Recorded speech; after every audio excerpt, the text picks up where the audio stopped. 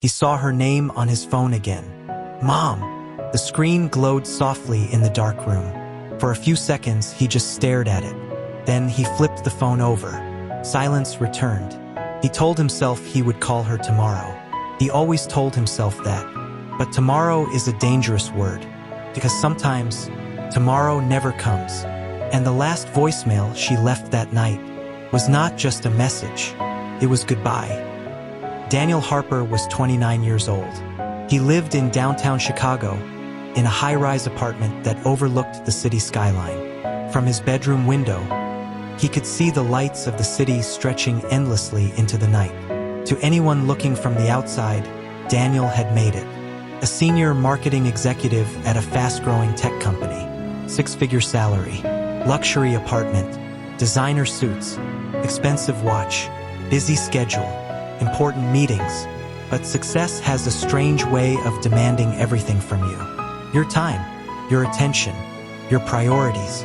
And slowly, without realizing it, Daniel had started leaving someone behind in a small town in Ohio. 300 miles away from Chicago, Margaret Harper lived alone.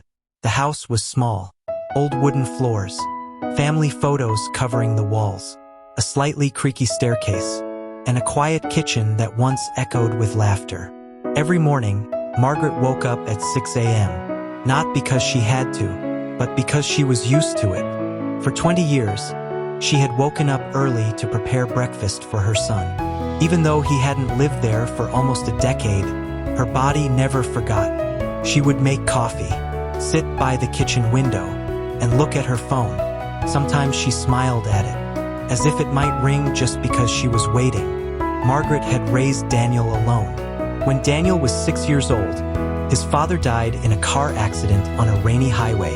In one single night, Margaret became both mother and father. She worked double shifts at a local grocery store. She cleaned houses on weekends. She skipped vacations. She skipped buying new clothes, but she never skipped one thing: showing up for her son. Every school play, every parent-teacher meeting, every basketball game, she was always there, cheering the loudest, smiling the brightest. Even when she was exhausted. At first, when Daniel moved to Chicago for college, he called her every night. He missed her cooking, her voice, her advice. But as years passed, calls became weekly, then monthly, then occasional. Sometimes Margaret would call him first. "Hi, sweetheart. I just wanted to hear your voice." And Daniel would respond kindly, but quickly. "Hey, Mom.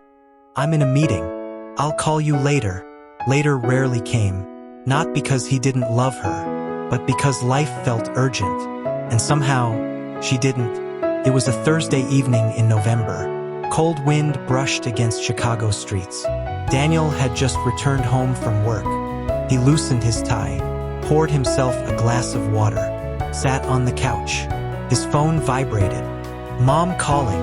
He closed his eyes for a second. He felt tired, emotionally drained. "I'll call her this weekend," he whispered to himself, and he pressed decline. A minute later, a voicemail notification appeared. He didn't open it. Instead, he turned on the television. But even as the TV played in the background, he couldn't explain why his chest felt heavy.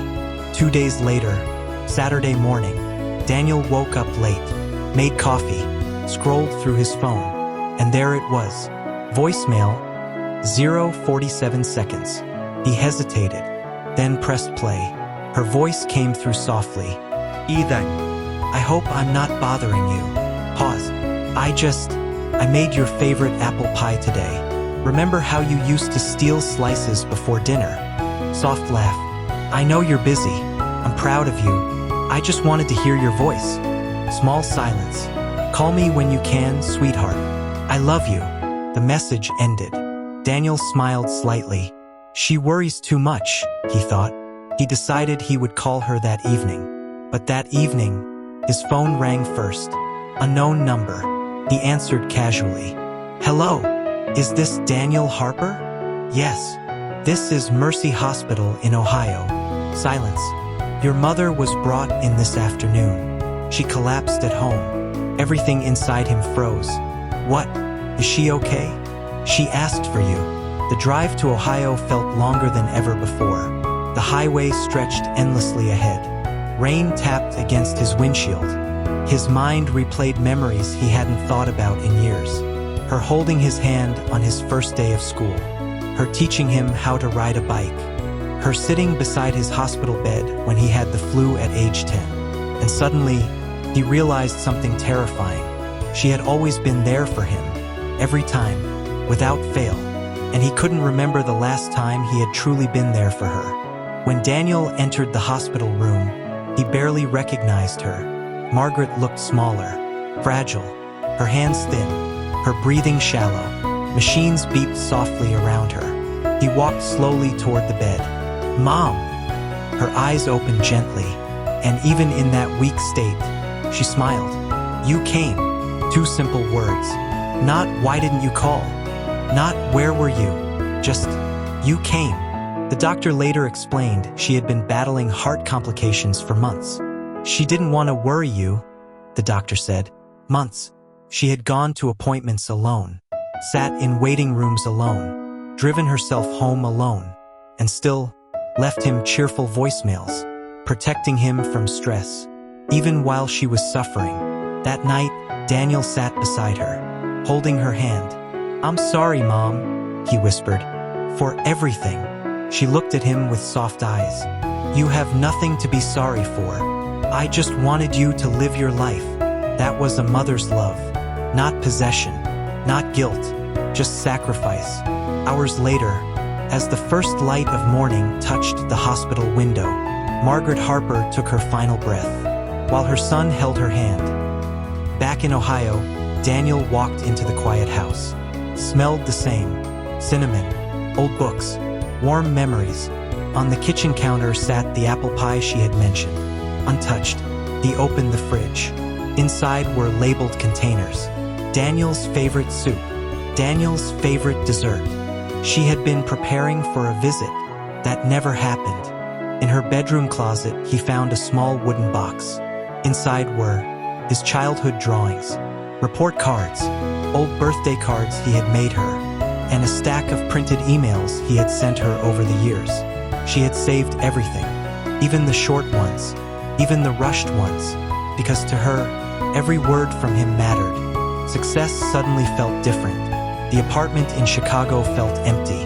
The skyline felt cold, because no achievement can replace the warmth of someone who loved you unconditionally.